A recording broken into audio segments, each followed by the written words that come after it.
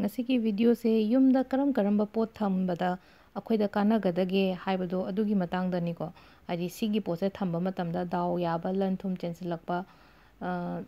adai atai akhoi gi thaba inkhang tawbada mangol oiba hai tare ko ado ahambu oina sida ai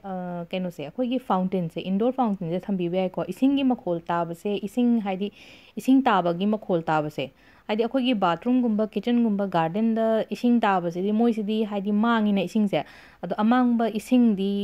phatte ko aduna fountain thambi bai ai ko fountain gi ising di rotation tawbane haidi yam phaye rotation tawbase aduga thamgadaba mafamdana kadaida no haibada yumgi north east ki side ta hai tare ko adumaina thambiyo fountain se aduga mathangi sena akogi money plant natural plant hai tare ko money plant akogi bamboo plant kumba su thambi be ai ko adu money plant se haidi keno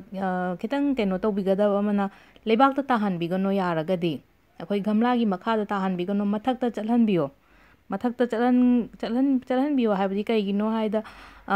plant ki energy se matam pumbada mathakta oina kahan gadabane mangon gumba sumang gumba thabi be ai ko money plant se ahum subasina akhoi gi wall clock se yumda di mayam ma thelangani ado aina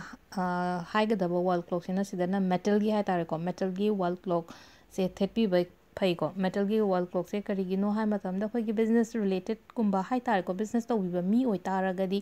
profit kumba se yam wangna lakani ko khoi gi business ta natragana haidi thabak to biba mi oiraga su